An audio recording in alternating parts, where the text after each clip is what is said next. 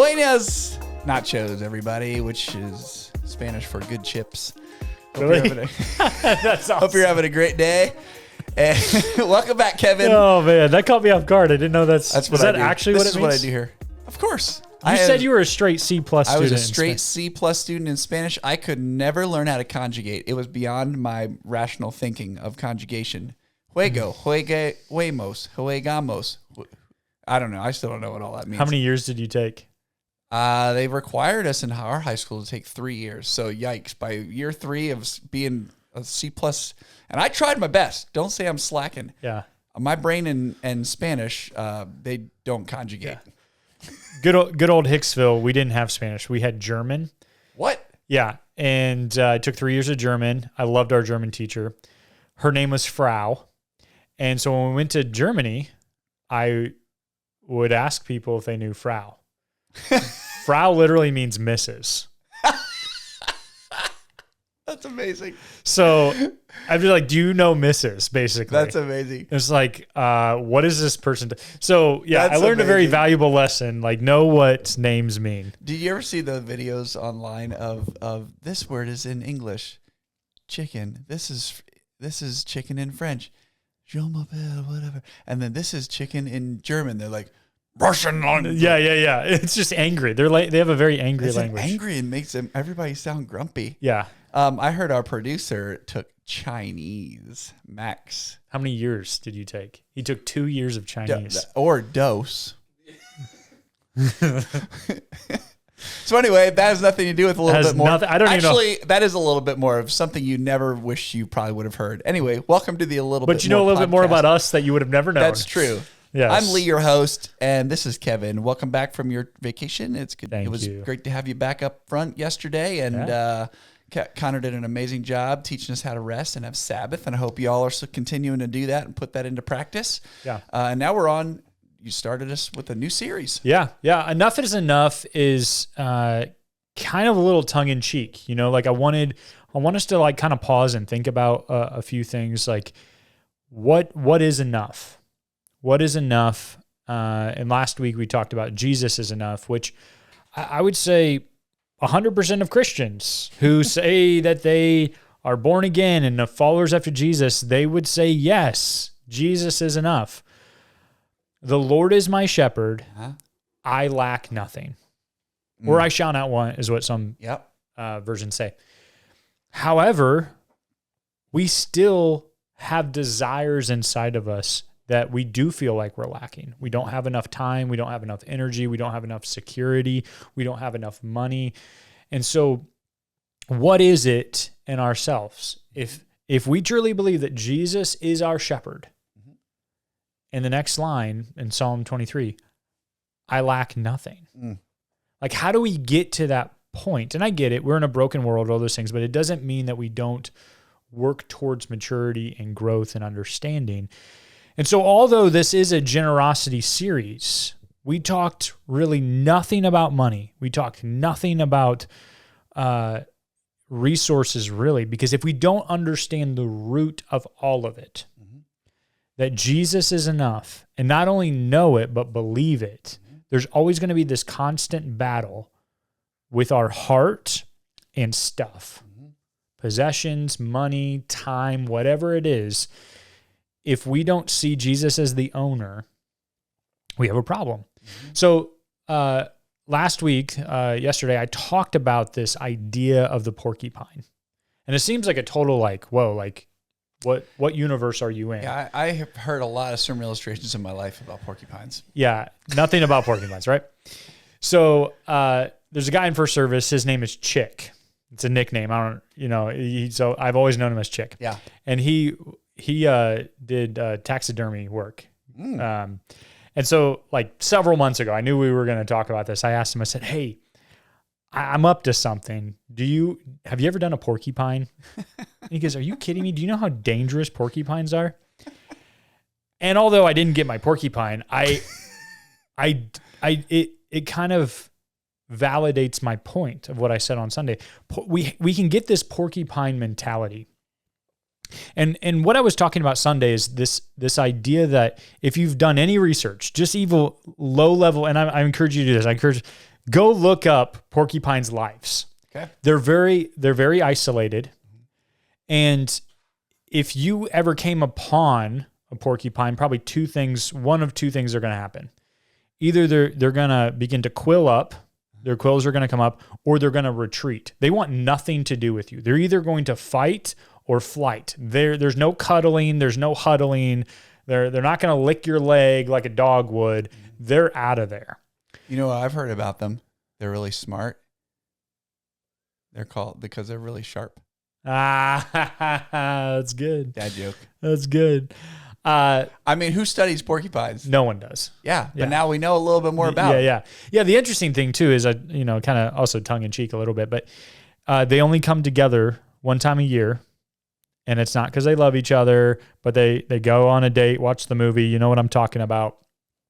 For what? So they can preserve the species, not because they love each other, not because they care, not because they want to live in community. It's because they want to continue the species. It's survival. And so that's where this generosity mindset has to come in. It's not survival, it's surrender. And those are vastly different things. Like we, as humans, we get conditioned to be in survivor mode. Like we have to protect our stuff.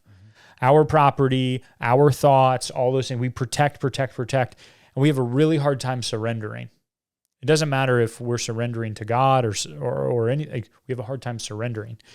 And we're never going to be able to be generous if we don't know who the owner is. If we believe we're the owner, we're going to have a hard time. And it's going to eventually fade. It's going to go away. Like we can't control that narrative. Even if we can do it for a while, it's eventually going to... If you want to gain your life, what happens? You lose it. Yep. Yeah. So there's this really interesting story in First Chronicles. It's towards the very end of the book, chapter 29. It's actually the same chapter in which they record David's death. So it's towards the very end of David's death. I mean, David's life, the very end of his death. And he's collecting all of the resources to build the temple. God's already been very clear to David, you are not going to be the one who builds the temple. Your son, Solomon, he's the one who's going to build the temple. Now, I there's this pessimistic side of me that goes, well, if I'm not going to build a temple, why do I need to be a part of it, right? David could have had that mindset. If I ain't getting the credit, I ain't doing it. I don't need to do this, right? I've lived my life. He knew that he was at the end of his reign, like whatever. But there's this really powerful moment that I think, I'm kind of using his words a little bit, but he is, I'll read it to you, but he's basically saying, God, you're in control. You are the owner of all things. And because of that, I'm going to celebrate you. Even though I don't get to build this isn't mine to build anyways. Anything that I could give you was already yours in the first place, is what he's saying. And it's a beautiful picture of how we should view our stuff. The car in which you drive, if it's still usable, it's probably going to be driven by someone else other than you, right? Your house that you currently live in, someone else is going to live in it someday. And all the things that you have, it's either going to end up in a landfill or it's going to be used by someone else. All the things that are prized possessions to us, either the next person's going to throw them away or use them and not remember the owner of that thing. The only thing or the only person that we can give the credit back to is God. Like, God is the owner of all things. He is eternal. He's always going to be. And so it's really interesting here. Everything comes from you, and we have given you only what comes from your hand. So he's saying, hey, like, I can't even be generous to the God of the universe because anything I give you already have. But I know that I'm the manager of this. So I'm going to give the credit back to the one who deserves it. And so, this whole series, Enough is Enough, like, even the graphic in which we created it looks like we're going to talk about money. But if we don't understand who the owner is and that we are the manager of those things, we will never be able to be generous. If we cannot be stewards of it, we can't be generous. And, it's interesting, like, there is a difference between giving and being generous. You can give with the wrong motives. You can give with tax credit in mind. You can give with maybe publicity in mind. You know, you think of celebrities potentially. I'm not saying they all do this, but potentially they give so that they are seen as in a higher light. That, oh man, they gave towards, you know, XYZ, whatever it is. But a generous heart, generosity is something that's happening within. It's an inward transformation that's happening, and it's an outward expression.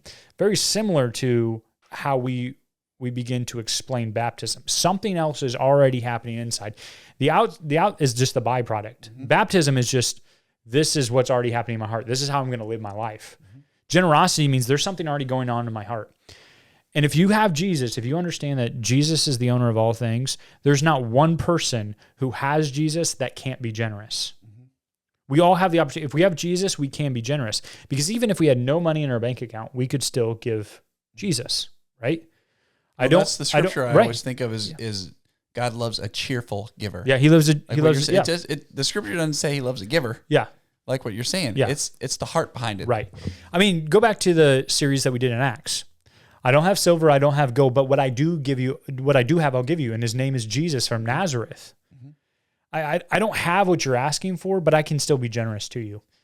And so some people think, well, when I have more money, when my kids are out of the house, when I have more time, when I have more energy, then I'll be generous. No, that all ain't gonna happen. No. If you were given $1 million, you won the lottery, you're gonna be more of what you already are. So if you're given more resources, you're just going to be more in what you currently are, the state in which your heart is, unless something changes in your heart. It's just going to be, you know, the whole expression, more money, more problems. But it is true, right? You're going to be more of what you already are. Yeah. So that's why that's good perspective. Yeah. And that's the whole thing is, do we really believe that Jesus is enough? And if you believe that Jesus is enough, then you have enough to be generous. And so that's kind of the premise of where we're going. This is a cultural conversation. Yeah. This isn't a series. This is really, I think God's heart for us is that it's a gift to be generous. Although that we are giving the gift, you know, of being generous or whatever, if you really believe that God is the owner, it's a gift that we get to give. I've never really met a grumpy, generous person. If the motive's there, if the heart's there, if the heart has changed, I've never met a grumpy, generous person because they know who the owner is. Yeah. So yeah, that's a little bit more of kind of where we're going and the heart behind it. But if we don't believe that Jesus is enough, we will never have the right vehicles, the right tools to be generous. You can discipline all day, but if you don't understand the owner and you don't believe that the shepherd is really good and that because you know the shepherd, you lack nothing. If we don't live our life that way, we're never going to get it. That's good. The word that kept coming to my mind when you were teaching is contentment, because I think that goes hand in hand with what we're talking about is you look all the way back to the Garden of Eden. They had everything given to them. Yeah. That was enough. Yeah. And yet they weren't content. They still needed to chase that one thing. I think we do that. Like, can we learn to be content in the completion of Jesus' love for us? Or are we always searching for more? Because we need it. We need more. We need more. We need more. The Lord is my shepherd. I lack nothing. I can do all things through Christ who gives me strength. Wonderful, powerful verse that is oftentimes weaponized and misused, right? It is not about winning a football game. Yeah. It is not about closing a business deal. Do you know what it's about? It's about exactly what you're saying. It is about contentment. Because if you read before, it says, I know what it's like to have a little. I know what it's like to have a lot. All things I can do through you. It's because he understands, Paul understands that the Lord is my shepherd. I lack nothing. Yeah. Jesus is enough. Right. Period. Whether I have $1 million in my bank account or I'm $1 million in debt, I can do all things who give me strength because I am content in him. I rest in him. So yeah, it's a really interesting idea of moving that forward. And also understanding the owner piece. I don't know how many cars you've rented in your life, but it's a lot like renting a car. Now, you could take this illustration and misuse it. So I'm not saying misuse used cars and don't care about them.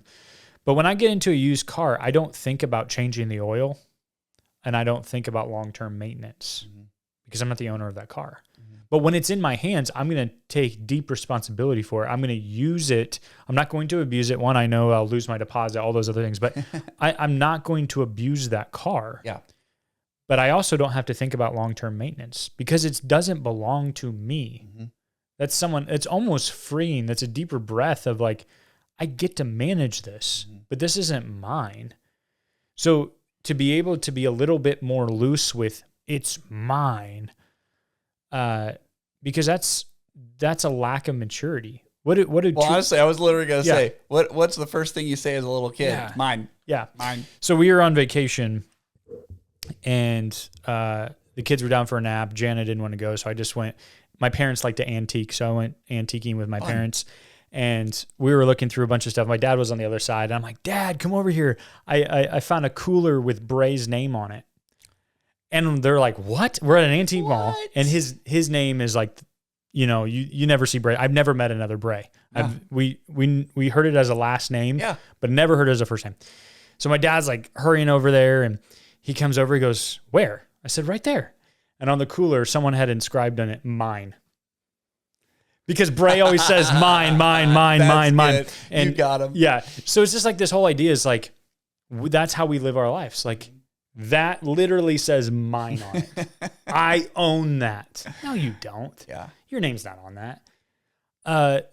So that's how we live our lives. So, and that's not how we were made. We have to remember that we are created beings, but we are created in the owner's image. Yeah. One of the most sobering things to do is to go through somebody's estate sale. Oh yeah.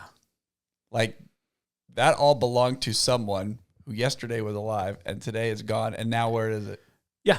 Being sold off for pennies. Yeah. I mean, it's the same thing when I moved into my grandparents' house, all the treasures that they had, and there's cool stuff, but it's like, what do I do with this? Right.